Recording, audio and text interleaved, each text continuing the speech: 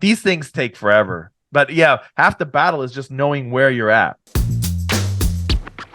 Hey, it's Walter here, and you're at the Think Profit podcast, where we're going to help you develop a rock-solid trading confidence and avoid the potentially endless cycle of system switching.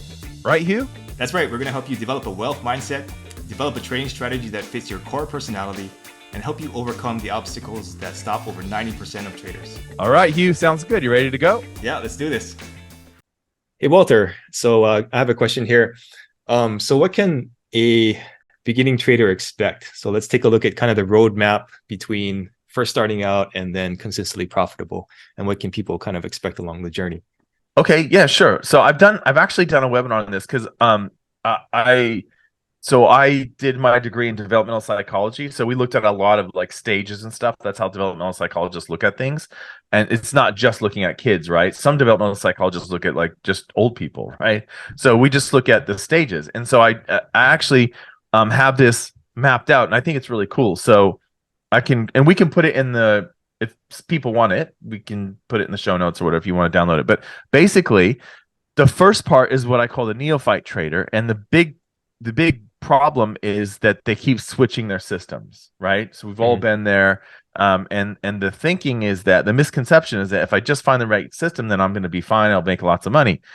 But the solution actually is to build confidence in the system that you choose that fits your beliefs, right? So it's not about finding the best system on the dark corners of the internet. It's actually about finding a system that makes sense with how you view the markets. The second stage is newbie trader. And the key problem here is, or the key challenge is, I keep missing out on the best trades. And so the misconception is, if I just quit my job, I'll get all those best trades. This is like the excuse to go full time, right? And and the solution actually is to just create a routine, automate as much as you can so that you don't miss out on the trades. But like, for example, automating exits or automated alerts that ping off or whatever, if you really want to wake up in the middle of the night and take a trade, that sort of thing, right? So it's not, if anything, quitting your job and trying to trade full time when you're not profitable is going to put a lot of pressure on you, as anyone can attest. The third stage is last thing you want to do, right? You want the pressure off. Yeah. Which is why, by the way, just as an aside, I kind of think that the prop trading firms that have come up so much lately, I guess, they kind of, in a way, they kind of make it nice, because I mean, I know there's a lot of pressure to qualify and all that for people in the prop trading world. However, it is also true that it's a different type of pressure to, like, I got to make money this week or I can't buy any food for my family, right? Like, that's a different, do you know what I mean? It's a different kind of pressure. So I think it's kind of cool. The third stage is the break-even trader.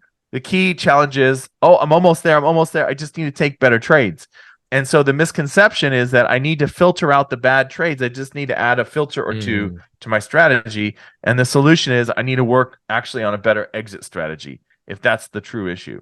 The fourth stage is the profitable trader. So you're actually making money. The challenge is I need to take more trades to make more money faster. And the misconception is if I add a few more time frames, I will have more trades and I'll diversify. But the real solution is that you need to add multiple strategies that are complementary so that you can mask the drawdowns and shallow them out. Adding more time frames and more markets will generally not give you the diversification effect that multiple systems do, provided, of course, the multiple systems do well in different types of markets, right?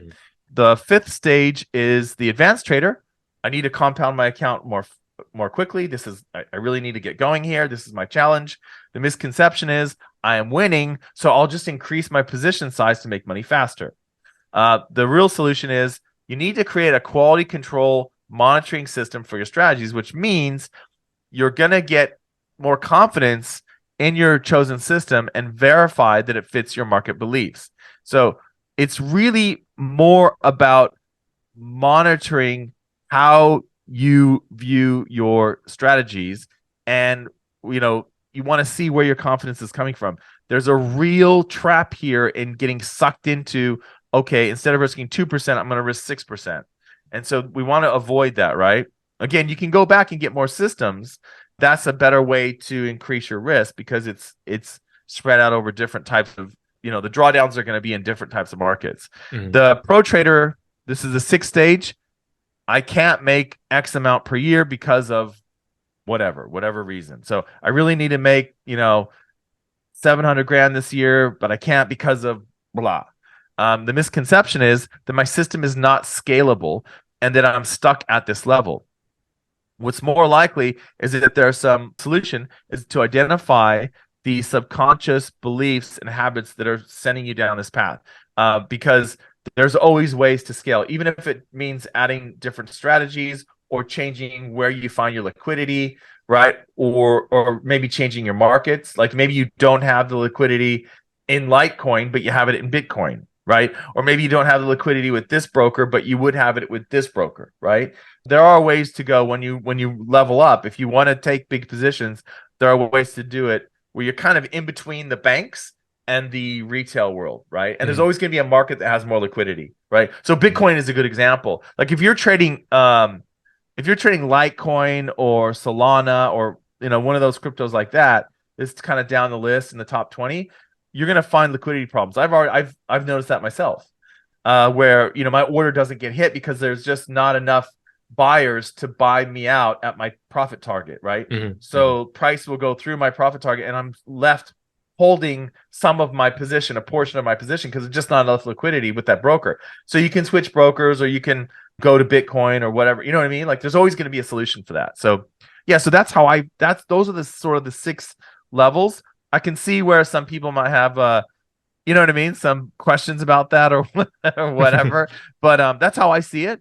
It's interesting because the way I say it, the way I have it mapped out, it's like you really need to overcome that challenge at that stage to get to the next stage, right? Until you kind of, you know what I mean? So it's a very developmental approach. It's like they do this a lot in developmental psychology where they have like these developmental theories where it's like, okay, you have to work out this before you get to that, right? And that's kind of how I've mapped this out. I can see where people could poke holes in it, but that's basically my overall, developmental thing. What are you? Yeah, what no, are that's your thoughts on fantastic. that? I think just to clarify for people who are looking at YouTube, like it says week 2, week 3. It doesn't mean that you're going to achieve that in a week. It's just your program for that week, right? Yeah. This is curriculum. This is just the course that we talk. Yeah, it's the trading course, right? So in the course, each week we talk about that level and what to do. Blah blah blah. Yeah, that's right. Yeah. So it's not exactly 6 weeks to It's a professional trader. 6 weeks to professional trader. Yeah, the weeks are just the course. Yeah, exactly. Yeah. So in reality, you could I think people would get stuck in real life at this newbie trader / break-even trader stage, and that could be years, right? So I think the faster you can identify that you're at that stage and kind of figure out what are the solutions to these key problems that you propose here is, and that will allow you to move faster, progress to the next step faster. Yeah, I personally was stuck at newbie trader for a little over 4 years. I had break even trader for about 1.5 years. Do you know what I mean? Like, these things like generally take years. But again, I was a bit late to the party, like in terms of finding backtesting software and mentors and stuff like that. If I had found a mentor earlier, or if I had decided on, really getting into backtesting, like I just like went to the chart and literally wrote down my trades in a notebook and I advanced the chart like that. You know what I mean? That's how I did my stuff. And it just wasn't good enough. Like it wasn't good enough to get me, and I did things like when I was in a newbie, actually, no, when I was in break even, I was doing point and figure charts. So I bought these big sheets of graph paper that were as big as my desk, right? And I would map out the euro and the pound, euro against USD, pound against USD, and I would make these point and figure charts. And do you know what I mean? To get me into trades and stuff. So my physical point and figure chart would get me into my trade. It was wild, man. Yeah, but that's a good experience too. I think like doing that and having that, like seeing, because you see the charts in a different way when you do point and figure. For those that don't know, point and figure, you put an X or an O if the market goes up a certain amount, like 50 pips or 100 pips or whatever, whatever your threshold is. So like the chart, like a candlestick chart can look like this, but in a point and figure chart, it could just be one X and it could be sitting there for days, right? Or hours or whatever, right? Depending on, So these things take forever. But yeah, half the battle is just knowing where you're at, right? Yeah. Yeah. I was stuck at break even for the longest time. So Really? it's got to be patient, right? Yeah. All right, cool. Well, thanks, Walter. All information in this podcast is for educational and informational purposes only and is not trading or investment advice.